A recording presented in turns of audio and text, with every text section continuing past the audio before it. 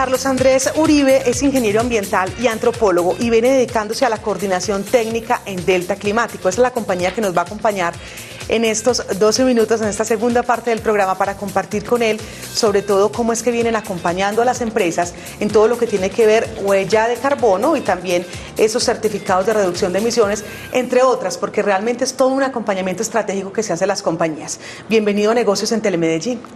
Muchas gracias, Paola. Qué bueno que esté aquí y que nos cuente inicialmente cómo es esa oportunidad que ustedes ven en esa regulación que se genera a través de la Convención Marco de las Naciones Unidas para el Cambio Climático. Estamos hablando del año 92 más o menos, ¿no? En el 92 se plantea como una estrategia para empezar a mitigar los impactos que nosotros como seres humanos tenemos en el sistema climático mundial, la Convención Marco de las Naciones Unidas para el Cambio Climático.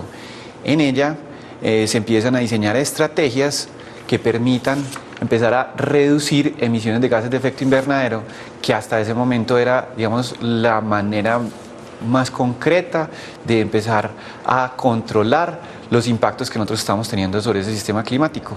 En el desarrollo de esa convención, cuando se hizo la reunión en Kioto, Japón, se creó lo que se llama el Mecanismo de Desarrollo Limpio, que es una oportunidad para implementar medidas de manejo ambiental que reduzcan emisiones de gases de efecto invernadero y a través del mecanismo de desarrollo limpio generar unos certificados, unos títulos valor que se comercializan y de esa manera se utilizan como un apalancamiento para poder implementar medidas que de otra manera no sería muy fácil. O sea, digamos que es para implementar medidas que no son la práctica común, por decirlo de alguna manera.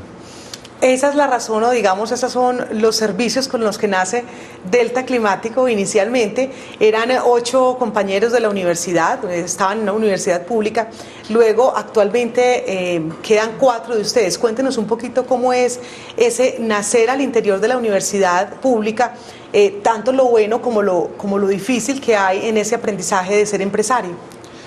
Claro, mira, nosotros veíamos muchas fortalezas desde la universidad para implementar estos proyectos, porque veíamos productos de investigación que eran susceptibles a convertirse en medidas de manejo ambiental que eran capaces de reducir estas emisiones de gases de efecto invernadero. Entonces veíamos a través de estas estrategias de mercado una manera de escalar estos productos de investigación, de sacarlos de un anaquel de la universidad y ponerlos al servicio de la sociedad. Pero también veíamos cómo podíamos prestar muchos servicios desde análisis de laboratorio, análisis de procesos, plantear desde el punto de vista de investigación cómo cerrar ciclos de materia de energía dentro de las empresas. Entonces veíamos muchas fortalezas. Sin embargo, también empezamos a encontrar dificultades estando al interior de una universidad pública, siendo que son dineros públicos. Entonces los procesos de contratación o de compra son procesos que tienen muchos verificadores, muchos controles. Entonces eso hace que en un mercado tan dinámico como los llamados mercados de carbono, las dinámicas de una universidad pública se vayan quedando, digamos, atrasadas con respecto al mercado. Entonces empezamos a ver que prestar servicios desde el interior de la universidad era un poco complicado. Entonces eso nos hizo tomar la determinación de empezarnos a desligar de la universidad y conformar lo que se llama una spin-off, que es como un hijito que sale de la universidad y ya nos volvimos como una persona jurídica independiente a finales del año pasado. ¿Quiénes son los que arrancan con el proyecto y cuáles están ahora y por qué, digamos, algunos de ellos se quedan en el camino? A ver, nosotros iniciamos como grupo a mediados del 2006 con un proyecto que era un convenio interadministrativo para desarrollar un programa de captura de biogás en rellenos sanitarios. En ese proyecto habíamos unas 8 personas. Digamos que ese grupo original fue el que empezó a permearse de los conocimientos necesarios para poder desarrollar el ciclo de proyectos que está en el marco del mecanismo de desarrollo limpio. Digamos que no todos teníamos las mismas oportunidades para desarrollarlo. digamos que yo era un soltero que no tenía muchas responsabilidades, pero algunos otros miembros de ese grupo original tenían hijos o otras responsabilidades. Entonces, por ejemplo, discontinuidades en la contratación con una universidad pública hacían inviable el sostenimiento de ese grupo completo. Entonces, muchas de esas personas, pues digamos casi la mitad, les tocó migrar a otros contratos y otras posibilidades laborales. Y solamente 4 de nosotros, que consideramos que somos los perfiles necesarios para generar una empresa de esta índole, somos los que fundamos Delta Climático SAS.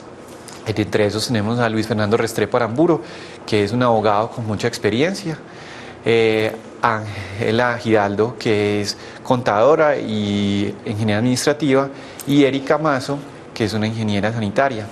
Entonces, ¿y llega usted como ingeniero ambiental y antropólogo a completar ese equipo? Pues sí, había que tener ahí también un poco de peso social. Digamos que estas son medidas que son viables y sostenibles en el tiempo en la medida que las personas se apersonen de ellas. Entonces, tenía mucho peso el componente social.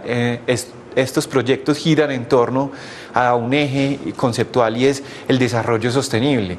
Hay que pensar también en la parte social, de manera que las medidas, digamos, ingenieriles o técnicas se articulen bien con lo que somos y lo que vivimos día a día. Entonces también había que tener ahí como un componente social. Carlos Andrés, explíquenos por qué los certificados son una manera de apalancar esas medidas de manejo ambiental.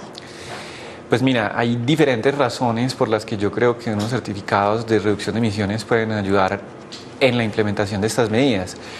La primera, pues básicamente es porque generan un flujo adicional de recursos, de dinero, que ayudan en cierto porcentaje a la compra o implementación de la medida. Segundo, las medidas de manejo normalmente están asociadas con unas medidas de eficiencia. Entonces, muchas veces reducen costos de producción en muchos procesos. Adicionalmente, para algunas empresas que están metidas dentro de unos esquemas más, digamos, transnacionales, como por ejemplo el Global Reporting Initiative o algunas otras iniciativas, entonces estos proyectos les ayudan a mejorar los indicadores para presentarse ante estas, digamos, estrategias transnacionales. Esto tiene a su vez beneficios como por ejemplo créditos más blandos porque están haciendo medidas de reducción de emisiones, pueden acceder también no solo a créditos sino también a incentivos tributarios, se pueden, digamos que el hecho de meterse dentro de ese esquema para producir certificados empieza a denotar una voluntad que le abre muchas puertas, pero también a su interior empieza a tener unos cambios que le permiten ser más eficiente y por lo tanto reducir muchos. ¿Esa sería entonces una razón para que la empresa tome esa determinación de tener una estrategia de manejo ambiental? Entre otras, pues digamos que no solo lo económico, también está que reducen sus impactos, entonces empiezan a tener productos mucho más sostenibles que a su vez lo pueden utilizar dentro de estrategias de mercadeo. También entonces les abre las puertas a otros esquemas de comercialización, porque entonces claro, las etiquetas verdes. A entrar hay unos consumidores que tienen unos criterios ya más elaborados y entonces a esos criterios se acude con certificados como estos. Demos ejemplos concretos, digamos, de esos acompañamientos que ustedes han hecho durante este tiempo, tanto en la universidad como ya constituidos como compañía, que podamos contar, digamos, de el nombre de una empresa y lo que ustedes hicieron en ella. Bueno, nosotros vamos desde la medición de los gases de efecto invernadero, que es lo que se llama huella de carbono, pasando por la implementación de medidas de manejo ambiental que sean capaces de reducir esas emisiones y llegamos hasta la certificación de esas reducciones. ¿En huellas de carbono? En huellas de carbono tenemos, por ejemplo, a Zetas Colombianas. Con ellos tuvimos un proceso de establecimiento de huella de carbono muy interesante porque digamos que el proceso de producción de setas era un proceso atípico, por decirlo menos. Entonces nos requirió muchos análisis de laboratorio, investigar mucho sobre el proceso de degradación de materia orgánica para poder entender muy bien cómo eran las emisiones del proceso de Zetas Colombianas, y hubo mucha mucha colaboración con el personal de la planta, con el personal administrativo. Entonces eso también hizo que la empresa en sí empezara a tomar conciencia de hacia dónde apuntaba este proyecto, cómo empezaban a hacer reducciones con acciones muy simples dentro de la empresa. Entonces ese permear la idea de reducción de emisiones por toda la empresa empezó a tener como un aire diferente dentro de, digamos, como ese proceso de establecimiento de la huella de carbono. Como era también un proceso investigativo, entonces nos ayudó como a abrir muchas puertas que nosotros ni nos esperábamos. Y en certificado de reducción de emisiones, una empresa que hoy podamos mencionar. Por ejemplo, estamos trabajando con Colinversiones, compañía colombiana de inversiones, que ellos en este momento están dedicados a la generación de energía, y con ellos tenemos un proyecto muy bonito que es una microcentral de filo de agua, que es una manera de generar energía hídrica sin hacer una represa. Este es un proyecto especialmente bondadoso porque tiene una conducción, las tuberías están por fuera, entonces no tiene muchas excavaciones. Es digamos, un proyecto de bajo impacto que tiene muchas ventajas en términos digamos, de la sostenibilidad de generación de energía. Entonces es muy bacano poder acompañar a una compañía grande como esta en un proceso como este. Carlos Andrés Uribe, coordinador técnico de Delta Climático, muchísimas gracias por habernos acompañado aquí en Negocios en Telemedellín. Con mucho gusto. Y éxitos en su empresa. Muchas gracias. Este es Negocios en Telemedellín.